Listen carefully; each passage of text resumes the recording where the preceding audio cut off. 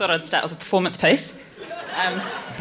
My sister's been going to Pippa Makgill in Auckland, and I was talking to her and she was telling me it's really awesome, you should go to Pippa Makgill. And so I rang her up and said, Ange, I'm going to be in Pippa Makgill. And she's like, you're going to be in it? I was like, yeah. And she goes, do you realise there's a few hundred people staring at you? I was like, oh no.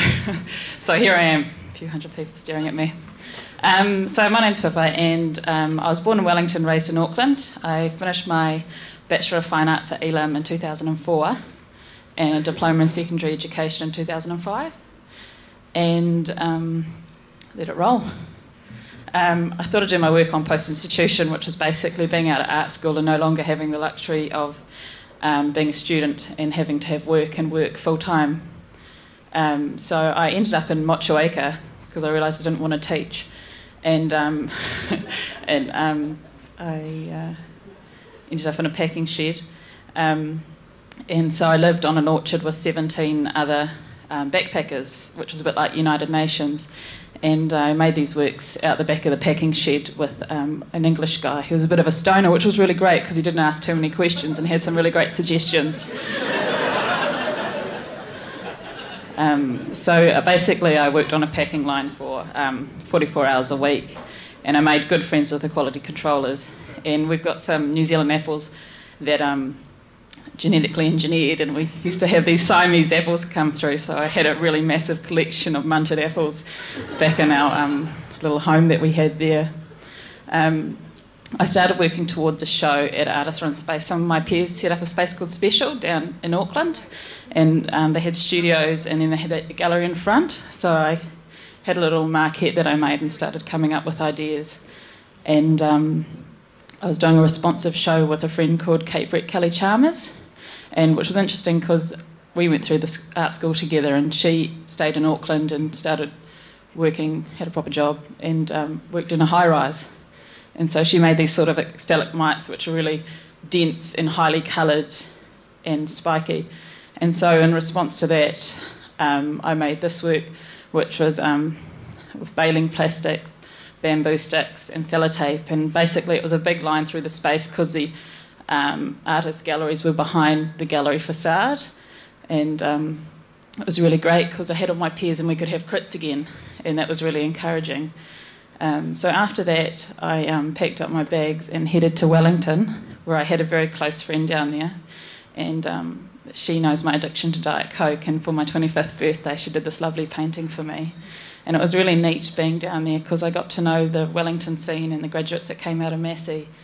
And I started working, I got my proposal accepted for a gallery called Enjoy, which is a creative New Zealand space for emerging artists.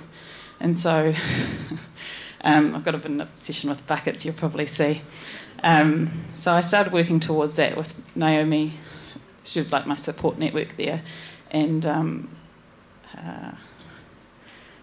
sorry.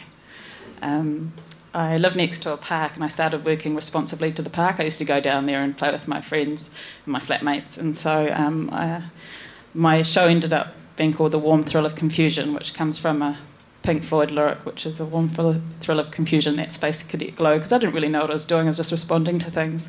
And so I took that notion into the gallery at Enjoy, which is a big, beautiful space with fantastic lighting and had a lot of elements to work with, and it was really neat for the first time to actually get an artist fee, and I had an art talk as well, which was really great. Got a lot of feedback on that. So after that show I decided to pack up my bags, and I put all my life in my car again and hit the South Island. It's really great. A lot of New Zealand art history I'd learnt about and been taught to teach about, but I didn't really understand it until I drove through those massive mountains and I saw those dry riverbeds and understood why people made art about those things. But I sort of discovered going down the West Coast that one day I want to have a batch in the rugged romantic West Coast and write bad poetry one day. About this time I discovered the timer on my camera, and I was able to do self-portraits. So this is down in Wanaka, and I was heading into Christchurch. I got a show, a proposal accepted at High Street Project, and I noticed quite a psychological shift in myself because the bucket sort of evolved into a hula hoop. I was in Kmart and I saw these bright yellow circles, and so I started working with that, and that's how that developed from there. So I started responding to Christchurch, and I didn't have a studio, so I started working in my backyard.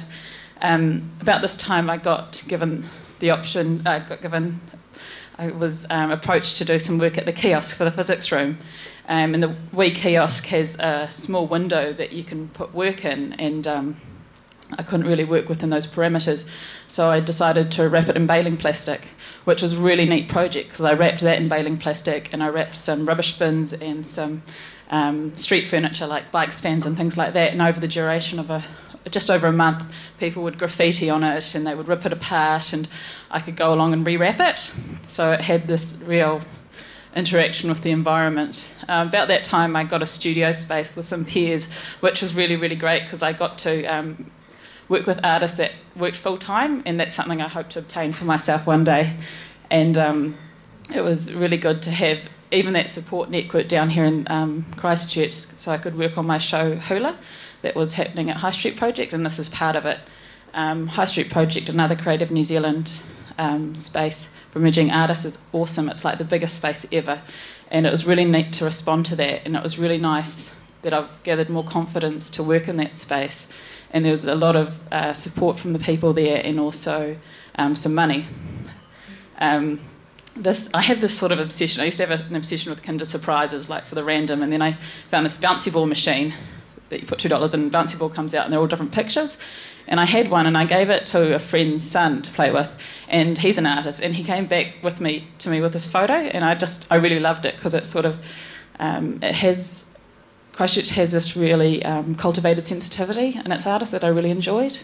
And this photo, I've worked in hospitality all the time, and I worked at the Botanical Gardens, and I've watched the season change. So the gardens changed from green to red, and we used to have a decompression chamber of sitting outside after work with a friend and debriefing. Yeah, and this is just a wee work from my studio, and I'm heading to Melbourne to check out the artist run spaces there and see what there is to respond to. Hopefully look at some masters programs and exhibit my work internationally. So thanks everybody for listening.